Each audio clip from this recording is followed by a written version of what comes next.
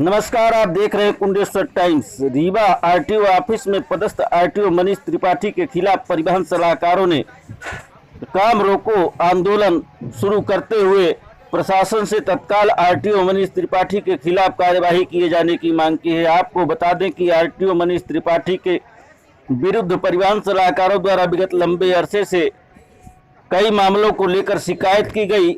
इस संबंध में परिवहन सलाहकार समिति के सदस्यों का कहना है कि आरटीओ मनीष त्रिपाठी द्वारा मनमानी ढंग से कार्य किया जाता है एवं लाइसेंस सहित विभिन्न कार्यों के अलग अलग रेट तय किए गए हैं जो शासकीय नियमों से कहीं हट करके है। इसके अलावा परिवहन कार्यालय में निजी कर्मचारियों का बोलबाला सहित कई भ्रष्टाचार के मामले हैं जिनको लेकर के लगातार शासन प्रशासन से कार्यवाही की मांग की जा रही थी। विगत दिनों रीवा विधायक राजेंद्र शुक्ल से भी इस मामले की शिकायत की गई, परंतु कोई नतीजा नहीं निकलने के कारण अंत में काम रोको आंदोलन प्रारंभ करने के लिए परिवहन सलाहकारों को मजबूर होना पड़ा है। अब देखना यह है कि परिवहन सलाहकारों की हड़ताल कहां तक सार्थक होती है और इसका क्या नतीजा निकलता है, ये आने वाला वक्त बताएगा। देखिए, रीवा से कुंडेश्वर टाइम्स ब्यूरो अनिल पटेल की रिपोर्ट। उस व्यक्ति को वो घटनाएं याद रहे कि हाँ बल होता है कि नहीं होता है। तो जब से हमको नहीं कहते होश संभाले, होश संभालने का अर्थ होता है कि काम करने लगता है व्यक्ति, लेकिन काम के विषय में ज्ञान नहीं होता। अपना सीनियर जैसा कहा वैसा आदमी दौड़ के गया, काम नहीं किया तो अपने सीनियर को आगे बता दिया। काम वो भी होता है। काम ये भी होता है कि एक फाइल हम लेके जाते हैं तो हमारे मन में तैयारी होती है कि आरटीओ से हम डिस्कशन करेंगे, आरटीओ न मानेगा तो ट्रांसपोर्ट कमिश्नर से भी बात करेंगे, उसके बाद भी न बनेगी तो मुख्यमंत्री से बात करेंगे, एक वो भी काम होता है। तो हमारे बीच में ऐसे सभी कार्यकर्ता लगभग हैं, छोटे बड़े, और जो उन घटनाओं को देख चुके हैं कि जब यहाँ अनैतिक हुआ है तो 1 रुपये के लिए लड़ाई हुई तो 1 रुपये हम लोगों ने मनवाया है, और 1000 से लेके 1 लाख की बात आई है तो हम लोगों ने मनवाया है, और चपरासी से लेके आरटीओ तक की बात आई है। तो कभी हमारा एसोसिएशन उनको भय नहीं माना है, ना उससे डरा है कि हमारा आरटीओ तो कुछ बिगाड़ लेगा या चपरासी है तो हमारा कुछ बिगाड़ लेगा। दिक्कत केवल हमको अपने से होती रही है। 3 साल जो हम लोग असफल हुए, एक भाई हमारा उधर बैठता था, दूसरा भाई उधर बैठता था, तीसरा भाई उधर बैठता था, चौथा भाई उधर बैठता था। 400 लोग, हम 400 जगह बैठे थे। सब लोगों को अपने आप में ऐसा था कि हमको क्या करना है। अच्छा, जब तक हमको ऐसा लगता था कि हमको क्या करना है, तो जो लोग कहते हैं जब से आरटीओ मनीष त्रिपाठी आए फीस बढ़ती गई बढ़ती गई बढ़ती गई, अब वो बढ़ने का मात्र कारण हम आप थे।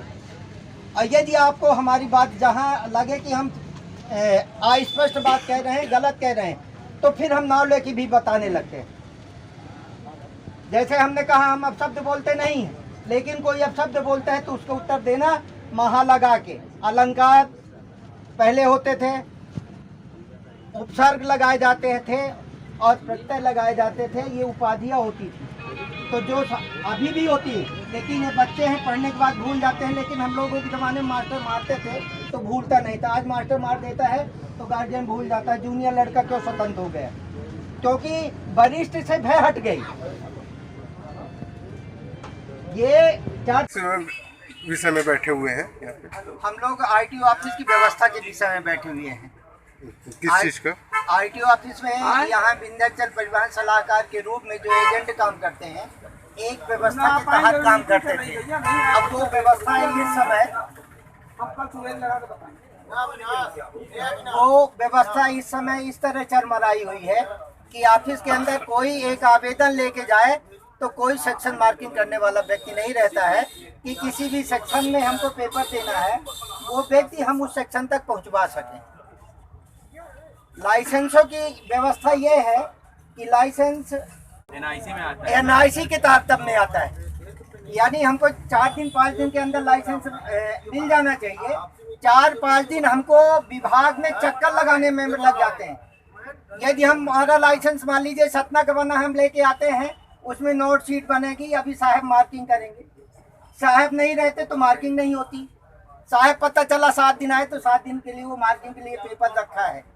एनआईसी कहती 4 दिन 5 दिन में पेपर मिल जाना चाहिए, 7 दिन मार्किंग में चला गया, फिर नोट शीट बनी तो नोट शीट आर्डर के लिए 7 दिन में चला गया है? मतलब एक लाइसेंस मिलने में महीनों लग जाते हैं। और प्रक्रिया शासन प्रशासन यही कहता है 4 दिन 5 दिन में लाइसेंस। अभी आप लोगों को क्या दिक्कत जा रही है? अभी हम लोग ये दिक्कत जा रहे हैं कि क्षेत्रीय परिवहन कार्यालय में व्यवस्थित व्यवस्था बनी रहे। आम पब्लिक आता है परेशान न हो, गाड़ी फिटनेस में आती है तो गाड़ी समय में फिटनेस हो जाए, लाइसेंस वाला व्यक्ति आता है तो समय में लाइसेंस हो जाए, भ्रष्टाचार में कंट्रोल हो जाए। किस टाइप में भ्रष्टाचार? भ्रष्टाचार विभाग में यदि हम आपको बताने लगेंगे तो एक महाभारत की किताब लिखी जाएगी। थोड़ा सा बताइए। थोड़ा सा शासकीय कर्मचारी अधिक है, शासकीय कर्मचारी से अधिक प्राइवेट कर्मचारी है, शासकीय कर्मचारी से अधिक प्राइवेट कर्मचारी है। जब मुद्दे की बात आती है तो वो प्राइवेट कर्मचारी जो शासकीय बन के बैठा है हाथ उठा देता है कि भाई हमको पावर नहीं है। तो सबसे महत्वपूर्ण बात तो यह है कि 2 तरह के भ्रष्टाचार है। केवल आर्थिक भ्रष्टाचार भ्रष्टाचार नहीं कहलाता, ये भी एक भ्रष्टाचार है कि सक्षम व्यक्ति जब उपलब्ध नहीं होता तो बाबुओं को पावर नहीं है, और जब भ्रष्टाचार होता है तो बाबुओं को पावर है। एक बहाना है।